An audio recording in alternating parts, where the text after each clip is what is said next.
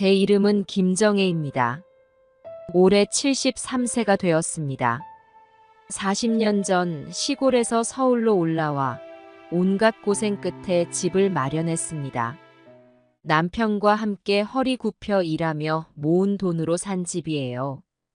그 시절을 생각하면 아직도 가슴이 뭉클해집니다. 아들 철수가 결혼하고 철수에게 그 집에서 살라고 했어요. 오래된 집이지만 그 집 인테리어를 한지 얼마 되지 않아 실내는 새 집처럼 깔끔합니다. 그래서 아들 보고 그 집에서 살라고 했습니다. 저는 나와서 근처에 살고 있습니다. 그 집보다는 조금 작아요. 저는 혼자 살고 있지만 자주 아들 네 집에 놀러 가곤 했습니다. 손주들 얼굴 보는 게 제 낙이었거든요. 그런데 얼마 전부터 뭔가 이상해지기 시작했습니다. 며느리의 표정이 점점 굳어지더니 제가 방문할 때마다 불편해하는 기색이 역력했어요. 처음에는 그저 제 기분 탓인가 싶었습니다. 그러던 어느 날 평소처럼 아들 네 집에 갔다가 충격적인 말을 들었습니다. 어머니, 이제 저희 집에 자주 오시지 말아주세요. 며느리가 한 말이었습니다. 순간 귀를 의심했어요. 제가 잘못 들은 게 아닐까 싶어 다시 물었죠. 미영아, 방금 뭐라고 했니? 죄송합니다, 어머니. 하지만 정말 저희 집에 오지 말아주셨으면 좋겠어요. 너무 자주 오셔서 저희 사생활이 없어요. 별꼴이야, 진짜. 그 말을 듣는 순간 속이 상했습니다. 내가 언제 그렇게 자주 갔다고? 그저 사랑하는 손주들을 보고 싶어서 아들 내외를 걱정해서 간 것뿐인데. 더 놀라운 것은 아들의 반응이었습니다. 제 편을 들어줄 줄 알았는데 오히려 며느리의 말에 동조하더군요. 어머니, 미영이 말이 맞아요. 우리도 이제 독립된 가정이에요. 어머니가 너무 자주 오시니까 불편해요. 그 말을 듣는 순간 온 세상이 무너지는 것 같았습니다. 내가 그렇게 키운 아들이 내 편이 되어주기는커녕 나를 밀어내다니. 집으로 돌아오는 길 눈물이 멈추지 않았습니다.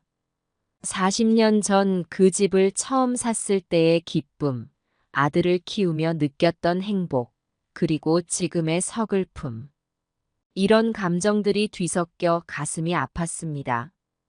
집에 도착해서야 문득 깨달았습니다.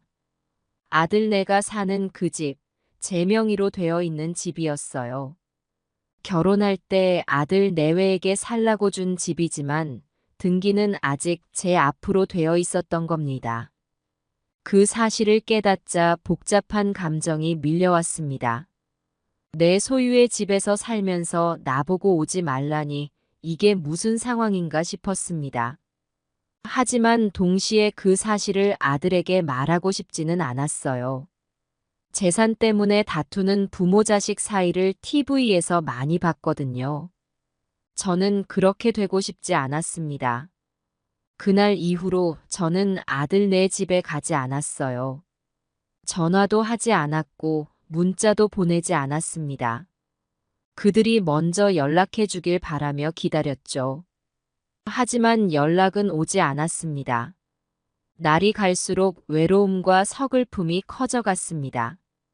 저는 집에서 혼자 TV를 보며 시간을 보냈어요. 가끔 이웃들이 찾아와 말동무가 되어 주었지만 가족의 빈자리를 채우기엔 역부족이었습니다. 정혜 씨, 무슨 일 있어요? 요즘 얼굴색이 안 좋아 보이네. 이웃 김씨 아주머니의 말에 그저 웃으며 넘겼습니다. 제 처지를 말하자니 자존심이 상하고 그렇다고 거짓말을 하고 싶지도 않았거든요. 밤이면 손주들 사진을 보며 울었습니다.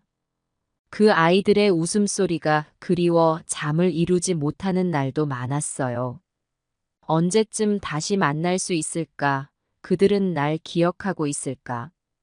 그런 생각을 하며 밤을 지새웠습니다. 한 달, 두 달.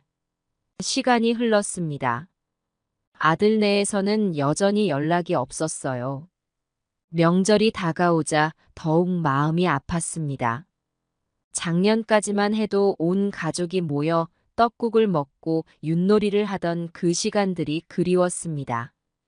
그러던 어느 날 우연히 동네 마트에서 며느리를 마주쳤습니다. 반가운 마음에 다가가려는데 며느리는 저를 보자마자 서둘러 자리를 피했어요. 마치 이상한 사람이라도 본 것처럼요. 그 순간 결심했습니다. 이대로는 안 되겠다고요. 무언가 조치를 취해야겠다고 마음먹었습니다. 하지만 어떻게 해야 할지, 무엇부터 시작해야 할지 막막했습니다. 집에 돌아와 옛 앨범을 꺼내 보았습니다. 아들이 어렸을 때 찍은 사진들, 며느리와 함께 찍은 가족 사진들. 언제부터 우리 사이가 이렇게 멀어졌을까요? 갑자기 떠오른 생각이 있었습니다. 제 명의로 된 그 집, 어쩌면 그게 해결의 실마리가 될 수 있지 않을까요? 하지만 동시에 두려움도 밀려왔습니다. 그 사실을 알리면 아들 내외와의 관계가 돌이킬 수 없이 나빠질 수도 있다는 생각이 들었거든요. 어떻게 해야 할까요? 이대로 참고 지내야 할까요? 아니면 제 권리를 주장해야 할까요? 밤새 고민했지만 쉽게 답이 나오지 않았습니다. 잠을 이루지 못한 채 밤을 지새우며 온갖 생각이 머릿속을 스쳐 지나갔습니다. 아들과 며느리 그리고 사랑하는 손주들의 얼굴이 떠올랐다가 사라지기를 반복했어요. 그들과 함께했던 행복한 순간들, 그리고 최근의 아픈 기억들이 뒤엉켜 제 마음을 혼란스럽게 만들었습니다. 한편으로는 제 권리를 주장해야 한다는 생각이 들었어요. 그 집은 분명 제 소유였고 제가 평생 고생해서 마련한 것이었으니까요. 법적으로 따지자면 제가 그 집에 언제든 갈 수 있는 권리가 있었습니다. 하지만 그렇게 하면 아들 내외와의 관계는 돌이킬 수 없이 나빠질 것 같았어요. 또 다른 한편으로는 그냥 이대로 참고 지내야 하나 하는 생각도 들었습니다. 세월이 지나면 아들 내외도 마음을 열지 않을까요? 제가 인내하며 기다리면 언젠가는 관계가 회복될 수 있지 않을까 하는 희망도 있었어요. 하지만 그렇게 하면 제 마음의 상처는 점점 더 깊어질 것 같았습니다. 잠깐 눈을 붙였다가 다시 깼을 때 창밖으로 동이 트기 시작하는 게 보였어요. 밤새 고민했지만 여전히 답은 나오지 않았습니다. 오히려 더 혼란스러워진 것 같았어요. 아침이 되자 피로가 몰려왔지만 마음은 오히려 더 무거워졌습니다. 이대로는 안 되겠다는 생각이 들었어요. 무언가 결정을 내려야 했습니다. 하지만 어떤 선택을 하든 후회할 것 같아 망설여졌어요. 결국 저는 오랜 친구인 박 씨 아주머니에게 전화를 걸었습니다. 제 상황을 설명하고 조언을 구했어요. 박 씨 아주머니는 한참을 듣더니 이렇게 말씀하셨습니다. 정혜야, 너무 서두르지 마. 이건 쉽게 결정할 문제가 아니야. 좀 더 시간을 두고 생각해봐. 그리고 무엇보다 너의 마음의 소리를 들어봐. 너가 정말로 원하는 게 뭔지 깊이 생각해보는 게 중요해. 박 씨 아주머니의 말씀을 듣고 나니 조금은 마음이 가라앉는 것 같았어요. 하지만 여전히 답은 찾지 못했습니다. 이 상황을 어떻게 해결해야 할지, 앞으로 어떤 선택을 해야 할지, 모든 것이 불확실하게만 느껴졌습니다. 며느리와 마주친 그날 이후 저는 계속해서 고민에 빠졌습니다. 잠 못 이루는 밤이 많아졌어요. 그러던 어느 날 문득 그 집에 얽힌 추억들이 떠올랐습니다. 그 집은 단순한 건물이 아닙니다. 제 인생의 대부분을 보낸 곳이에요. 남편과 함께 허리 굽혀 일하며 모은 돈으로 산 집이죠. 처음 이사 왔을 때 보증금 30만 원에 월세 1만 원이었어요.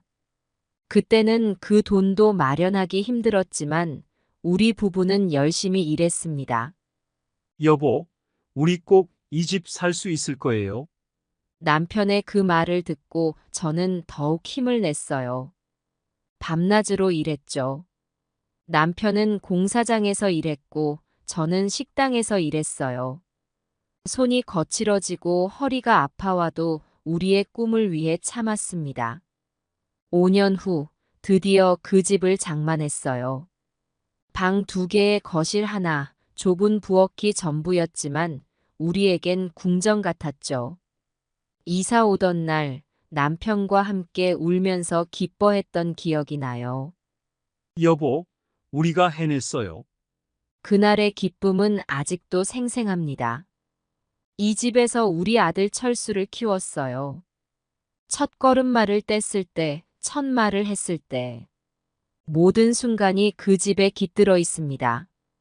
철수가 처음으로 엄마라고 불렀을 때, 그 소리가 그 집 안에 울려 퍼졌죠. 철수가 자라면서 그 집도 함께 변해갔어요. 아들 방에는 책장이 들어섰고, 거실에는 큰 텔레비전도 들어왔습니다. 철수가 대학에 합격했을 때 우리 가족은 이 거실에서 축하 파티를 열었어요. 엄마, 아빠, 정말 고마워요. 열심히 공부할게요. 철수의 그 말을 듣고 얼마나 뿌듯했는지 모릅니다. 그리고 철수가 미영이와 결혼한다고 했을 때 우리는 그 집에서 상견례를 했어요. 처음 며느리를 봤을 때 참 예쁘고 착해 보인다고 생각했습니다. 어머니, 아버님 잘 부탁드립니다. 미영이가 공손하게 인사하던 모습이 떠오릅니다. 그때만 해도 이렇게 될 줄은 몰랐죠. 아들 결혼 후 이 집을 아들에게 주고 제가 나왔어요. 그 후에도 그 집은 제게 큰 위안이 되었어요. 추억이 깃들어 있으니까요. 손주들이 태어난 후에는 그 집이 더욱 활기찼습니다. 이 거실은 아이들의 웃음소리로 가득 찼어요. 할머니, 우리 여기서 숨바꼭질해요. 손주들의 천진난만한 목소리가 아직도 귓가에 맴돕니다. 철수 내외가 맞벌이를 시작하면서 저는 손주들을 돌보는 것을 자처했어요. 그 집에서 손주들과 보낸 시간들. 그 시간이 제겐 무엇과도 바꿀 수 없는 소중한 추억입니다. 하지만 지금 그 집 앞은 너무 적막합니다. 자식들은 어디를 간 건지 웃음소리도 발자국 소리도 들리지 않아요. 아마도 날씨도 더우니 휴가를 갔겠죠. 그저 제 한숨 소리만 들리는 것 같아요.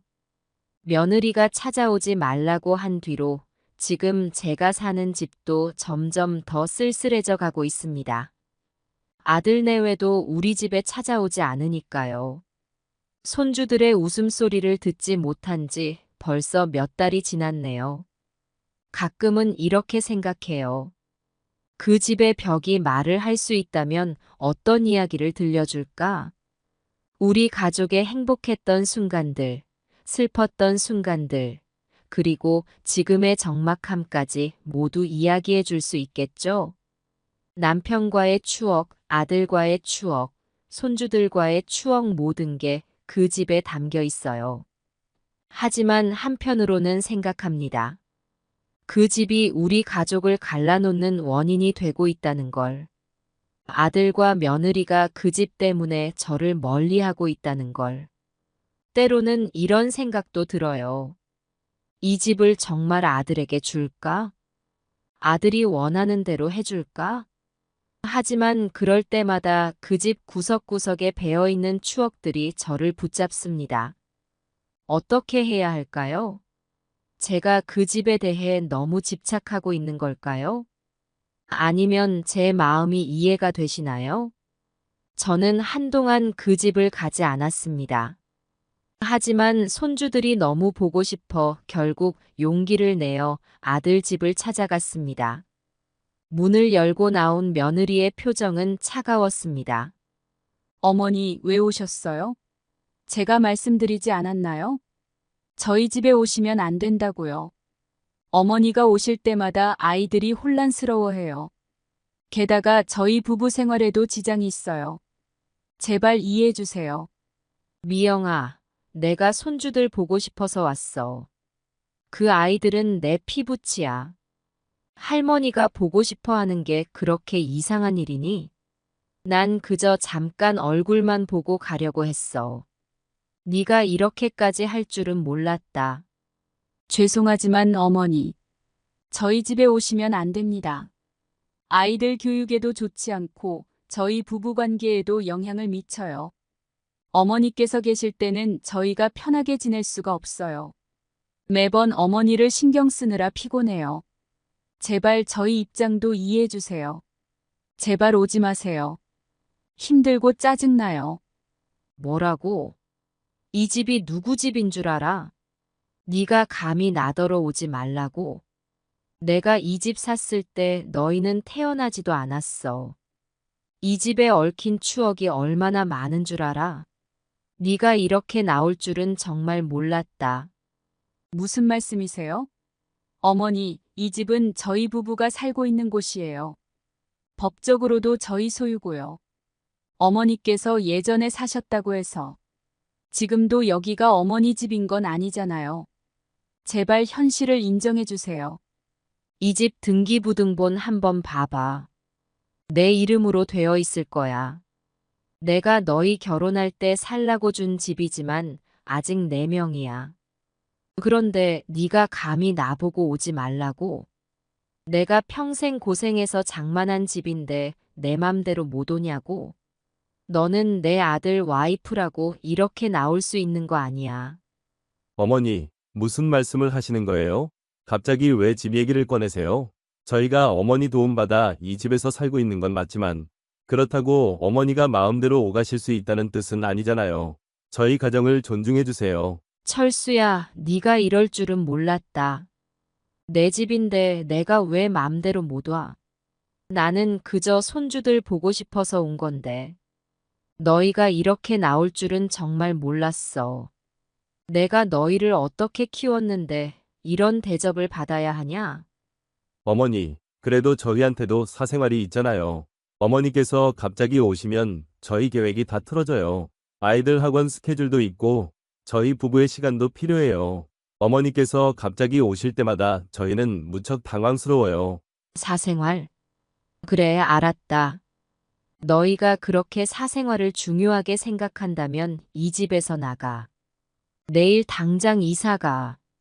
내 집에서 내 맘대로 못하게 하겠다면 너희가 나가는 게 맞지. 어머니, 갑자기 왜 이러세요? 저희 보고 당장 나가라니 그게 말이 됩니까?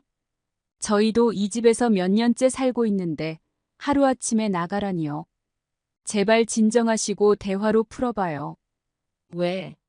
내 집에서 내가 하는 말이 무서워. 나가기 싫으면 앞으로 내가 올 때마다 반갑게 맞이해. 아니면 당장 이사가. 너희가 나를 이렇게 대할 줄은 정말 몰랐다. 내가 너희에게 이 집을 줬다고 해서 나를 이렇게 푸대접해도 되는 줄 아느냐?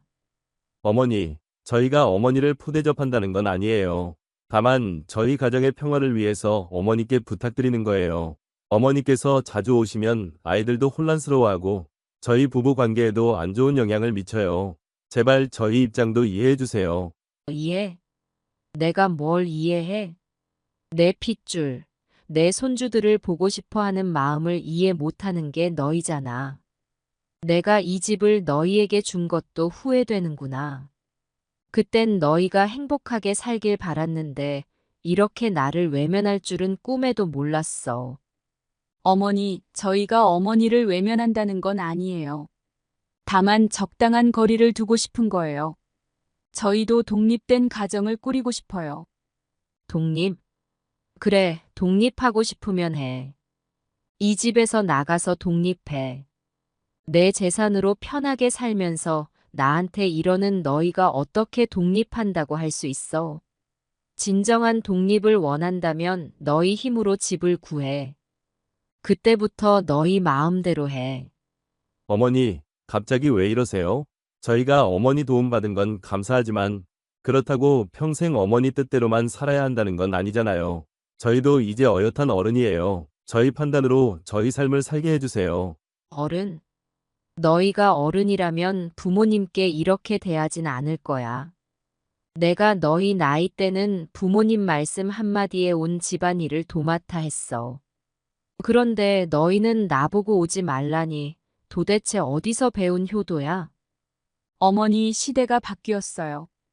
요즘은 부모님과 자식 간에도 적당한 거리를 두는 게 건강한 관계래요. 저희가 어머니를 멀리 하려는 게 아니라 서로 존중하면서 지내고 싶은 거예요. 그래, 네 말대로 시대가 바뀌었구나. 부모를 공경하는 마음까지 바뀌어 버렸어. 내가 너무 구시대 사람인가 보다. 하지만 이 집은 아직 4명이야. 시대가 바뀌었다고 하니 나도 바뀌어 볼게. 이제부터 이 집 월세를 받을 거야. 어머니, 갑자기 웬 월세예요? 저희 보고 월세 내고 살라고요? 어머니께서 저희 주려고 하신 집 아니었나요? 이럴 거면 왜 저희한테 이 집을 주신 거예요? 줬다고? 난 이 집을 준 적 없어. 너희 살라고 빌려준 거지. 너희가 나를 푸대접하니 나도 이제 정신 차리고 제대로 해야겠어. 월세 못 내겠으면 나가. 이 집에 살고 싶으면 매달 100만 원씩 내. 어머니, 제발 그러지 마세요. 저희가 잘못했어요. 어머니 마음을 이해 못해 죄송합니다. 하지만 갑자기 월세라니 저희한텐 너무 큰 부담이에요. 다시 한번 대화로 풀어보면 안 될까요? 이제 와서 무슨 대화? 너희가 먼저 나를 배척했잖아. 내 손주들 얼굴 보는 것도 허락 안 해주더니 이제 와서 대화하자고. 늦었어. 나가든지 월세 내든지 너희가 선택해. 이렇게 말하고 나니 후련하면서도 한편으로는 마음이 아팠습니다. 하지만 이미 엎질러진 물, 돌이킬 수 없었죠. 그날 밤 아들에게서 전화가 왔습니다. 떨리는 마음으로 전화를 받았지만 아들의 목소리는 차갑기만 했어요. 어머니, 우리 내일 이사 갑니다. 더 이상 어머니 집에서 살 수 없을 것 같아요. 순간 제 귀를 의심했습니다. 이사라니 그것도 갑자기. 철수야, 무슨 소리니? 왜 갑자기? 어머니가 그렇게 말씀하셨잖아요. 나가라고. 우리도 더 이상 어머니와 같이 있을 수 없을 것 같아요. 장인 장모님 댁으로 갈 겁니다. 말문이 막혔습니다. 제가 한 말이 이렇게 큰 결과를 불러올 줄은 몰랐어요. 아들아, 엄마가 잘못했어. 그런 뜻이 아니었어. 제발 가지 마. 하지만 아들은 이미 마음을 굳힌 듯 했습니다. 죄송합니다, 어머니. 하지만 결정했어요. 내일 짐 싸서 나갈 테니 걱정 마세요. 전화가 끊기고 저는 그 자리에 주저앉고 말았습니다. 눈물이 멈추지 않았어요. 다음 날 아침, 아들 내외는 정말로 짐을 싸기 시작했습니다. 제가 아무리 만류해도 소용없었어요. 손주는 상황을 이해하지 못한 채 이사 가는 것을 신기해하는 듯 했습니다. 할머니, 우리 새 집으로 가요. 할머니도 같이 와요. 그 말에 가슴이 찢어지는 것 같았어요. 하지만 어떻게 해야 할지 몰랐습니다. 결국 오후가 되자 아들 내외는 짐을 다 싸고 차에 실었습니다. 마지막으로 인사를 하려는 듯 제게 다가왔어요. 어머니, 저희 갑니다. 잘 계세요. 아들의 목소리에는 감정이 없었습니다. 며느리는 고개만 숙이고 있었고요. 차가 떠나는 걸 보며 저는 그 자리에 얼어붙은 듯 서 있었습니다. 이제 정말 혼자가 되었다는 생각에 온몸이 떨렸어요. 아들 내외는 결국 사돈댁으로 짐 싸들고 갔어요. 그날 이후 아들 내외와의 관계는 더욱 악화되었습니다. 전화도 문자도 오지 않았어요. 명절이 다가와도 연락 한 통 없었죠. 얼마 뒤 제 발걸음은 그 집으로 향했습니다. 그 길은 그 어느 때보다 길게 느껴졌습니다. 발걸음은 무거웠고 마음은 더욱 무거웠죠. 한 걸음 한 걸음이 마치 천근만근처럼 느껴졌어요. 거리의 풍경은 여느 때와 다름없었지만 제 눈에는 모든 것이 흑백으로 보이는 것만 같았습니다. 집에 도착해서야 지금까지 있었던 일들이 현실임을 실감했습니다. 현관문을 열고 들어서는 순간 적막감이 저를 덮쳤어요. 평소에는 느끼지 못했던 집안의 정적이 이제야 귀에 들어왔습니다. 신발을 벗으며 문득 깨달았어요. 이제 더 이상 이 집에 저를 반기는 사람은 없다는 것을. 텅 빈 집 안을 둘러보니 갑자기 모든 것이 낯설게 느껴졌어요. 오랫동안 살아온 내 집인데 마치 처음 와본 곳 같았습니다. 벽에 걸린 가족 사진들, 선반 위에 손주들 장난감들, 부엌의 그릇들. 모든 것이 제자리에 있었지만 어딘가 모르게 생기를 잃은 것 같았어요. 이 집에서 보냈던 수많은 시간들, 아들을 키우며 느꼈던 행복한 순간들이 주마등처럼 스쳐 지나갔습니다. 철수가 첫걸음마를 뗐던 거실, 밤새 열을 재며 간호했던 철수의 방, 명절마다 온 가족이 모여 떡국을 먹던 식탁. 그 모든 것들이 이제는 멀어져 버린 것만 같았어요. 소파에 앉아 천장을 바라보며 한숨을 쉬었습니다. 이제 어떻게 해야 할까? 앞으로 우리 가족은 어떻게 될까? 그런 생각들이 머릿속을 맴돌았어요. 잠자리에 들 때까지 답은 나오지 않았습니다. 다음 날 아침 눈을 떴을 때 잠시 어제의 일이 꿈이길 바랬습니다. 하지만 현실은 냉정했죠. 휴대폰을 확인해 봤지만 아들에게서 온 연락은 없었습니다. 화면을 켜자 어제의 기억이 다시 한번 저를 덮쳤어요. 아침 식사를 하면서도 텔레비전을 보면서도 집안일을 하면서도 내내 휴대폰만 쳐다봤습니다. 혹시 아들에게서 연락이 올까 하고요. 하지만 전화는 오지 않았고 문자도 오지 않았어요. 하루가 지나고 이틀이 지나고 일주일이 지났습니다. 그래도 아들에게서는 아무런 연락이 없었어요. 처음에는 그들이 먼저 연락해 오기를 기다렸습니다. 아들도 며느리도 시간이 지나면 마음을 풀고 연락할 거라 믿었거든요. 하지만 시간이 지날수록 불안감은 커져갔죠. 매일 아침 눈을 뜨면 제일 먼저 하는 일은 휴대폰 확인이었어요. 하지만 늘 실망뿐이었죠. 낮에는 집 안 곳곳을 돌아다니며 무언가라도 하려 애썼지만 모든 것이 의미 없게 느껴졌어요. 밤이면 아들과 손주들 사진을 보며 눈물을 흘렸습니다. 결국 저는 먼저 연락을 해보기로 했습니다. 떨리는 손으로 아들의 번호를 눌렀지만 전화는 계속 벨만 울릴 뿐이었어요. 몇 번을 시도해도 받지 않았습니다. 이번엔 문자를 보내봤지만 읽었다는 표시조차 뜨지 않았습니다. 철수야, 엄마야. 우리 얘기 좀 하자. 철수야, 손주들은 잘 있니? 보고 싶구나. 아들아, 엄마가 너무 심했지? 미안해. 연락 좀 해줘. 이런 문자들을 보냈지만 돌아오는 건 침묵뿐이었습니다. 매일 밤 이렇게 문자를 보냈어요. 하지만 아들은 끝내 답장을 하지 않았습니다. 날이 갈수록 집안의 공기는 더욱 무거워졌습니다. TV를 켜도 라디오를 들어도 마음의 허전함을 채울 수는 없었어요. 손주들의 사진을 보며 눈물 짓는 날이 많아졌습니다. 가끔은 손주들 장난감을 꺼내 만져보기도 했어요. 그 작은 물건들에서 아이들의 웃음소리가 들리는 것만 같았습니다. 추석이 다가왔습니다. 예전 같았으면 집안이 시끌벅적했을 텐데 이번엔 그저 조용하기만 했죠. 명절 음식을 준비하면서도 내내 마음이 무거웠습니다. 과연 아들 가족이 올까? 이 음식들을 누구와 나눠 먹을까? 그런 생각을 하며 음식을 만들었어요. 명절 당일 아침부터 마음을 졸이며 기다렸습니다. 혹시나 하는 마음에 현관문 소리에 귀 기울였지만 찾아오는 이는 없었습니다. 시간이 흐를수록 희망은 점점 사라져 갔어요. 결국 저 혼자 차례를 지냈어요.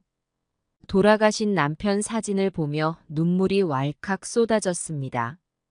여보, 우리가 어쩌다 이렇게 됐을까요? 내가 잘못한 걸까요? 남편 사진 앞에서 한참을 울었습니다. 살아계셨다면 어떻게 하셨을까 그런 생각도 들었어요. 하지만 이제는 제가 혼자 해결해야 할 문제였습니다. 명절이 지나고 일상으로 돌아왔지만 더 이상 예전의 일상은 아니었습니다. 매일 아침 눈을 뜨면 가장 먼저 하는 일은 휴대폰 확인이었어요. 혹시 아들에게서 연락이 왔을까 하고요. 하지만 늘 실망뿐이었죠. 이웃들은 제 안색이 안 좋아진 것을 눈치챘나 봅니다. 가끔 반찬도 갖다 주시고 말벗도 되어 주셨어요. 특히 옆집 김씨 아주머니가 자주 들러주셨습니다. 정혜 씨, 얼굴색이 안 좋아 보이네요. 무슨 일 있어요? 아니에요, 김씨. 그냥 좀 피곤해서요. 에이, 얼굴 보니 그냥 피곤한 게 아닌 것 같은데. 무슨 일 있으면 털어놓아요. 들어드릴게요. 하지만 저는 쉽게 속내를 털어놓지 못했습니다. 자식 문제로 이웃들에게 험담하고 싶지 않았거든요. 그저 웃으며 괜찮다고만 했죠. 하지만 속으로는 누군가에게 이 모든 걸 털어놓고 싶은 마음이 간절했어요. 시간이 흘러 겨울이 다가왔습니다. 날씨는 점점 추워졌고 제 마음도 함께 얼어붙는 것만 같았어요. 창밖으로 눈이 내리는 걸 보며 작년 겨울을 떠올렸습니다. 손주들과 함께 눈사람을 만들었던 그때가 그리웠어요. 아이들의 웃음소리, 따뜻한 온기, 행복했던 그 순간들. 모든 게 너무나 그리웠습니다. 이제는 그저 추억 속에서만 존재하는 것들이 되어버렸다는 생각에 가슴이 아팠어요. 창가에 서서 내리는 눈을 바라보며 생각했습니다. 과연 우리 가족은 다시 예전처럼 될 수 있을까? 아니면 이대로 점점 더 멀어져 갈 것인가? 그 답을 알 수 없다는 게 가장 힘들었어요. 크리스마스가 다가오자 거리는 축제 분위기로 들떠 있었습니다. 하지만 제 마음은 그 어느 때보다 쓸쓸했어요. 텔레비전에서는 가족들이 모여 즐거워하는 장면들이 나왔지만 그럴수록 더 외로움을 느꼈습니다. 결국 크리스마스 이브, 저는 용기를 내어 사돈댁으로 향했습니다. 손에는 손주들을 위한 선물을 들고서요. 하지만 사돈댁 앞에 도착해서는 한참을 망설였습니다. 초인종을 눌러야 할지, 그냥 돌아가야 할지. 한참을 고민하다 결국 선물을 현관문 앞에 놓아두고 돌아섰습니다. 집으로 돌아오는 길, 눈물이 멈추지 않았어요. 새해가 밝았습니다. 주변 사람들은 모두 새로운 희망을 이야기했지만 저에게는 그저 또 다른 고통의 시작일 뿐이었어요. 떡국을 끓이면서도 내내 한숨만 나왔습니다. 설날이 다가오자 또다시 마음이 조급해졌습니다. 이번에는 아들이 찾아올까? 손주들 얼굴을 볼 수 있을까? 하지만 결과는 똑같았어요. 아무도 오지 않았고 연락 한 통 없었습니다. 봄이 오고 꽃이 피어나도 제 마음속엔 여전히 겨울이었습니다. 공원을 산책하다 우연히 손주들과 비슷한 또래의 아이들을 보면 가슴이 아팠어요. 저 아이들의 할머니는 손주들을 마음껏 안아줄 수 있겠지. 어느 날 슈퍼마켓에서 장을 보다가 우연히 며느리를 마주쳤습니다. 며느리는 이번에도 저번처럼 저를 보자마자 서둘러 자리를 피했어요.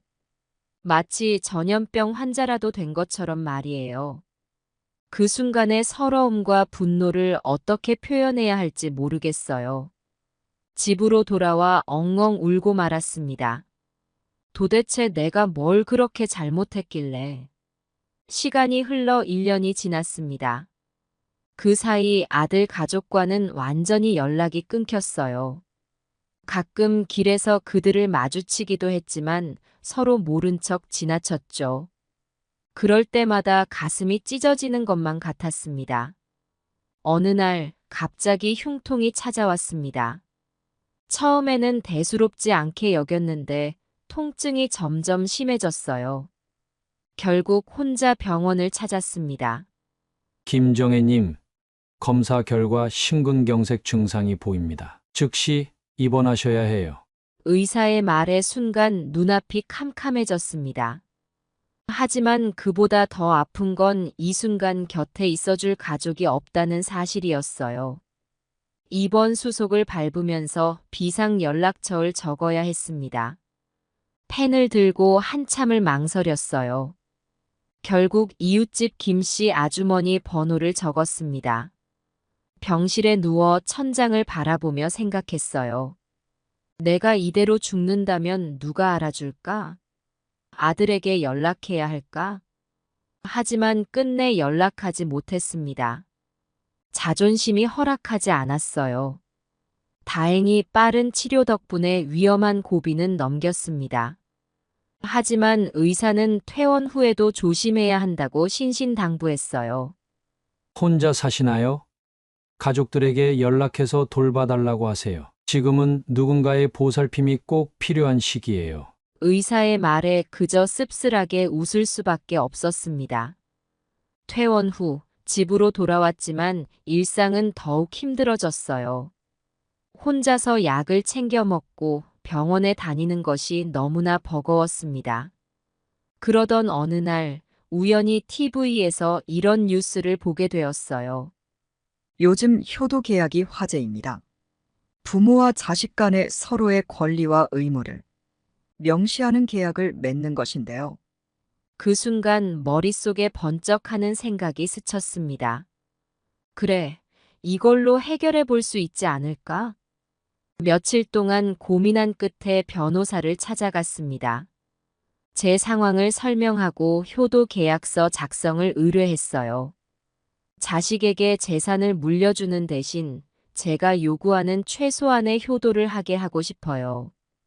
이게 가능할까요? 변호사는 잠시 생각하더니 고개를 끄덕였습니다. 네, 가능합니다. 하지만 이런 계약이 과연 가족 간의 문제를 해결할 수 있을지는 의문이에요. 법적으로는 효력이 있겠지만 감정적인 문제까지 해결하긴 어려울 거예요. 변호사의 말에 한숨이 나왔지만 이것 말고는 다른 방법이 떠오르지 않았습니다. 알겠습니다. 그래도 진행해 주세요. 며칠 후 효도 계약서 초안이 완성되었습니다. 내용을 꼼꼼히 확인하고 수정했어요.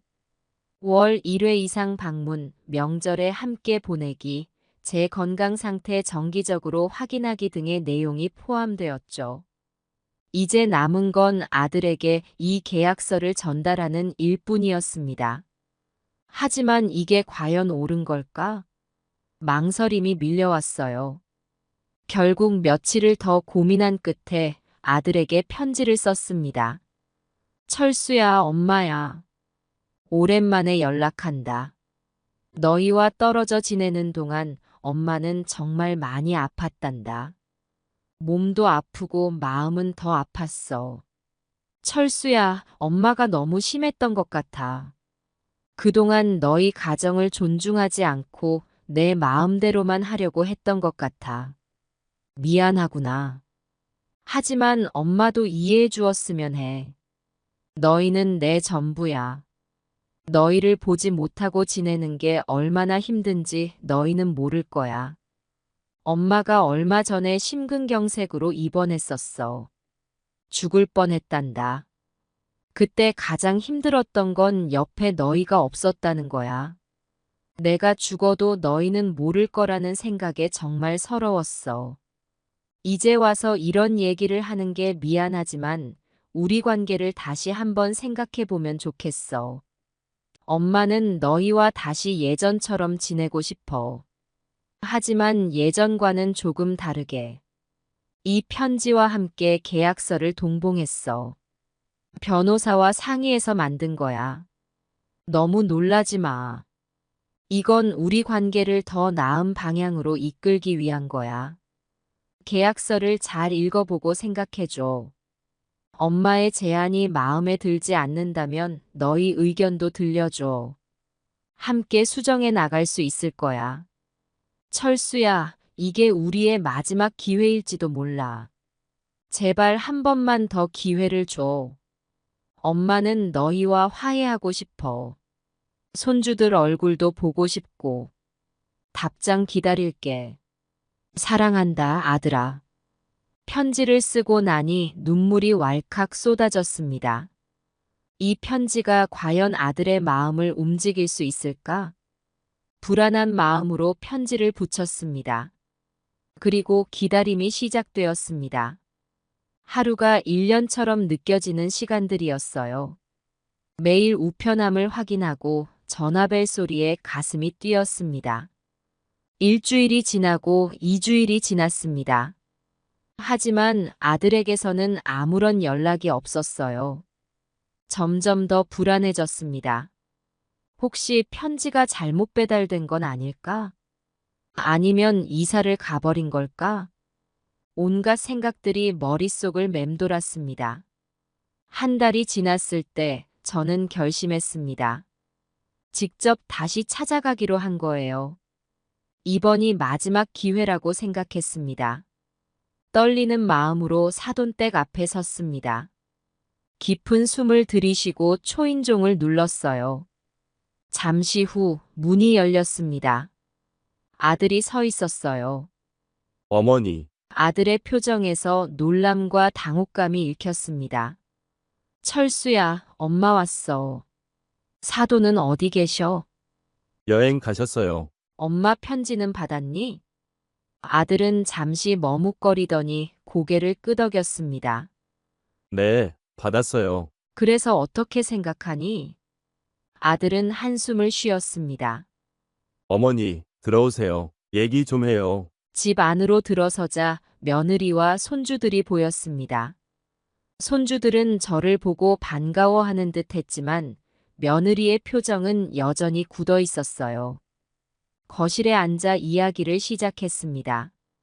처음에는 서로 어색해하며 말을 꺼내지 못했어요. 하지만 시간이 지나면서 조금씩 마음을 열기 시작했습니다. 어머니, 사실 저희도 많이 후회했어요. 어머니를 그렇게 대한 것에 대해서요. 아들의 말에 가슴이 뭉클해졌습니다. 저희가 너무 이기적이었던 것 같아요. 어머니의 마음을 헤아리지 못했죠. 며느리도 조금씩 마음을 열었습니다. 어머니, 저도 죄송해요. 제가 너무 예민하게 굴었어요. 어머니께서 아이들을 위해 해주신 많은 것들을 잊고 있었네요. 그렇게 우리는 서로의 마음을 열고 대화를 나눴습니다. 지난 1년간 있었던 일들, 서로의 감정들을 솔직하게 이야기했어요. 엄마도 미안해. 너무 고집을 부렸던 것 같아. 너희의 입장을 이해하지 못하고 내 방식만 고집했어. 다시 돌아와라. 눈물을 흘리며 서로를 끌어안았습니다. 그동안 쌓였던 오해와 분노가 눈 녹듯 사라지는 것 같았어요. 효도 계약서 이야기도 꺼냈습니다. 처음에는 아들과 며느리가 놀라는 듯 했지만 차츰 이해하기 시작했어요. 어머니, 이런 계약 없이도 저희가 잘 모실게요. 하지만 어머니께서 안심하시려면 이 계약을 하는 것도 좋을 것 같아요. 아들의 말에 안도감이 밀려왔습니다. 그날 이후로 우리 가족의 관계는 조금씩 회복되기 시작했습니다. 물론 모든 것이 한순간에 해결된 것은 아니었어요. 여전히 서로를 이해하지 못하는 부분도 있었고, 가끔은 의견 충돌도 있었습니다. 하지만 우리는 노력했습니다. 서로의 입장을 이해하려 했고, 대화를 통해 문제를 해결해 나갔어요. 효도 계약서는 결국 서명하지 않았습니다. 대신 우리는 가족 간의 약속을 만들었어요. 서로를 존중하고 이해하며 정기적으로 만나 대화하기로 했습니다. 시간이 흘러 1년이 지났습니다. 이제 우리 가족은 예전보다 더 가까워졌어요. 아들과 며느리는 주말마다 저를 찾아왔고 손주들과 함께 시간을 보내는 것이 일상이 되었습니다. 할머니, 이거 봐요. 제가 그린 그림이에요. 우와, 우리 손주가 그렸다고? 정말 잘 그렸네. 손주들과 함께 보내는 시간들이 저에게는 가장 큰 행복이 되었습니다. 며느리와의 관계도 많이 좋아졌어요. 이제는 함께 요리를 하고 서로의 고민을 나누는 사이가 되었습니다. 어머니, 이 김치 담그는 법 좀 가르쳐 주세요. 그래, 미영아. 함께 담가보자. 내가 비법을 다 알려줄게. 아들은 이제 주말마다 저를 모시고 산책을 나갑니다. 그 시간 동안 우리는 많은 이야기를 나눕니다. 엄마, 제가 그동안 효도를 제대로 못해서 죄송해요. 아니야, 철수야. 엄마도 많이 부족했어. 우리가 서로를 이해하게 된 것만으로도 충분해. 물론 아직도 가끔은 의견 충돌이 있습니다. 하지만 이제는 그런 갈등을 두려워하지 않아요. 오히려 그런 과정을 통해 서로를 더 이해하게 된다는 것을 알게 되었거든요. 이제 저는 행복합니다. 가족의 소중함을 다시 한번 깨달았고 서로를 이해하고 존중하는 법을 배웠어요. 그리고 무엇보다 제 곁에 가족이 있다는 것에 감사합니다. 혼자가 아니라는 것, 누군가에게 소중한 사람이라는 것. 그것이 제게는 가장 큰 위안이 됩니다. 이제 저는 말합니다. 가족 간의 갈등은 누구에게나 있을 수 있다고. 하지만 중요한 건 그 갈등을 어떻게 해결해 나가느냐는 거예요. 서로를 이해하려는 노력, 대화하려는 의지, 그리고 사랑하는 마음. 이것들이 있다면 어떤 문제도 해결할 수 있다고 믿습니다. 여러분, 가족과의 관계에서 어려움을 겪고 계신가요? 포기하지 마세요. 지금 당장 전화해 보는 건 어떨까요? 작은 대화 하나가 큰 변화를 만들어낼 수 있답니다. 우리 모두 행복한 가정을 만들어 갑시다. 서로를 이해하고 존중하는 그런 가정 말이에요. 그것이 진정한 효도이고 진정한 가족의 의미일 테니까요. 가족 관계가 회복되고 시간이 흐르면서 저는 새로운 도전을 시작하게 되었습니다. 동네 노인복지관에서 운영하는 프로그램에 참여하게 된 거예요. 처음에는 단순히 시간을 보내기 위해 시작했지만 점차 그곳에서 새로운 의미를 찾아가게 되었습니다. 정혜 씨, 이번에 우리가 준비하는 세대 간 소통 프로그램에 참여해보는 게 어떠세요? 복지관 선생님의 제안에 처음에는 망설였습니다. 하지만 제 경험이 누군가에게 도움이 될 수 있다는 생각에 용기를 내어 참여하기로 했어요. 프로그램은 노인들과 청년들이 만나 서로의 이야기를 나누는 것이었습니다. 처음 만난 청년들은 낯설고 어색했지만 대화를 나누다 보니 그들도 우리와 다르지 않다는 것을 깨달았어요. 할머니, 요즘 젊은 사람들은 부모님과 잘 지내기가 힘들어요. 어떻게 해야 할까요? 한 청년의 질문에 제 경험을 바탕으로 조언해 주었습니다. 서로를 이해하려 노력하는 게 가장 중요해. 대화를 많이 나누고 상대방의 입장에서 생각해 보는 거지. 그리고 무엇보다 사랑하는 마음을 잊지 말아야 해. 이런 활동을 하면서 제 삶에도 변화가 생겼습니다. 더 이상 집에만 머무르지 않고 적극적으로 사회 활동에 참여하게 되었어요. 그러면서 새로운 친구들도 사귀게 되었죠. 정혜 씨, 우리 다음 주에 등산 가요. 단풍 구경하러 가는 거예요.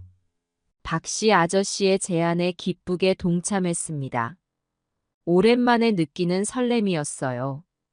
등산을 가서 단풍 구경을 하며 저는 문득 인생의 아름다움을 다시 한번 느꼈습니다. 빨갛게 물든 단풍잎처럼 우리의 인생도 시간이 흐르면서 더욱 아름답게 물들어간다는 걸 깨달았어요.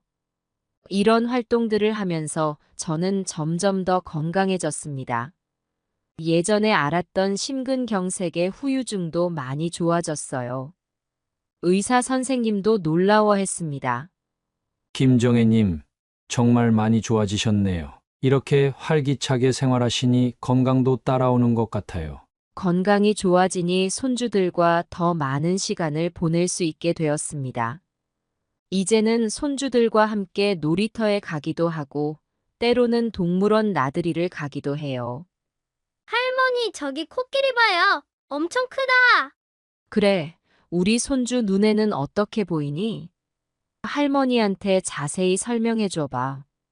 손주들과 대화를 나누면서 저는 세상을 새롭게 바라보는 법을 배웁니다. 아이들의 순수한 시선으로 세상을 보면 모든 것이 새롭고 신기해 보이더라고요. 한편 아들과 며느리와의 관계도 더욱 돈독해졌습니다. 이제는 서로의 생일이나 기념일을 챙기는 것은 물론 일상적인 대화도 자주 나누게 되었어요. 어머니, 이번 주말에 저희가 삼계탕을 끓여드릴게요. 어머니 건강을 위해서요. 아이고, 고마워라. 내가 뭘 그리 했다고 이렇게 챙겨주니? 이렇게 화목한 가정을 이루게 된 것에 대해 감사함을 느끼면서 저는 다른 이들에게도 도움을 주고 싶어졌습니다. 그래서 노인복지관에서 가족관계 회복 프로그램의 멘토로 활동하기 시작했어요. 여러분, 가족 간의 갈등은 누구에게나 있을 수 있어요. 중요한 건 그 갈등을 어떻게 해결해 나가느냐는 거예요. 제 경험을 바탕으로 다른 분들에게 조언해 주면서 저 역시 많은 것을 배우게 되었습니다. 각자의 상황은 다르지만 결국 서로를 이해하고 사랑하는 마음이 중요하다는 것을 다시 한번 깨달았어요. 이런 활동들을 하면서 저는 제 인생의 새로운 의미를 찾았습니다. 단순히 노년을 보내는 것이 아니라 제 경험과 지혜를 다른 이들과 나누며 살아가는 거예요. 그러던 어느 날 뜻밖의 제안을 받았습니다. 정혜님, 이번에 저희가 세대 공감에 대한 책을 출간하려고 하는데 정혜님의 이야기를 담고 싶어요. 어떠세요? 처음에는 망설였지만 제 이야기가 누군가에게 도움이 될 수 있다는 생각에 용기를 내어 수락했습니다. 책을 쓰는 과정은 쉽지 않았습니다. 지난날의 아픈 기억들을 되새기는 것이 때로는 고통스럽기도 했어요. 하지만 그 과정을 통해 저는 더욱 성장할 수 있었습니다. 어머니, 정말 대단하세요. 이렇게 책까지 쓰시다니. 에이, 내가 뭐 대단하다고. 그저 내 경험을 나누는 것뿐이야. 책이 출간되고 예상 외로 많은 분들이 관심을 가져주셨습니다. 서점에서 저자 사인회도 하고 라디오 인터뷰도 하게 되었어요. 정혜님, 어떻게 그런 어려운 상황을 극복하실 수 있었나요? 그저 포기하지 않았을 뿐이에요. 가족을 사랑하는 마음, 그리고 대화를 통해 서로를 이해하려는 노력. 그게 가장 중요했죠. 이런 활동들을 하면서 저는 많은 분들의 이야기를 들을 수 있었습니다. 저와 비슷한 경험을 한 분들, 지금 갈등 중에 있는 분들. 그분들의 이야기를 들으며 제가 할 수 있는 역할에 대해 더 깊이 생각하게 되었어요. 할머니, 텔레비전에 나오셨던데 정말 멋있었어요. 손주들이 자랑스러워하는 모습을 보니 가슴이 뿌듯해졌습니다. 그때 그 힘들었던 시기를 생각하면 지금의 제 모습이 꿈만 같아요. 가족과의 관계도 회복되고 새로운 삶의 의미도 찾았으니까요. 물론 아직도 가끔은 힘든 순간이 있습니다. 나이가 들수록 건강 문제로 고민할 때도 있고 때로는 외로움을 느낄 때도 있어요. 하지만 이제는 알아요. 그런 순간들도 인생의 한 부분이라는 것을. 어머니, 이번 주말에 저희 집에서 가족 모임 할까요? 어머니 좋아하시는 갈비찜 해드릴게요. 그래, 좋지. 내가 팥죽도 끓여갈게. 이렇게 가족과 함께하는 시간들이 제겐 가장 큰 행복입니다. 그리고 이 행복을 다른 이들과도 나누고 싶어요.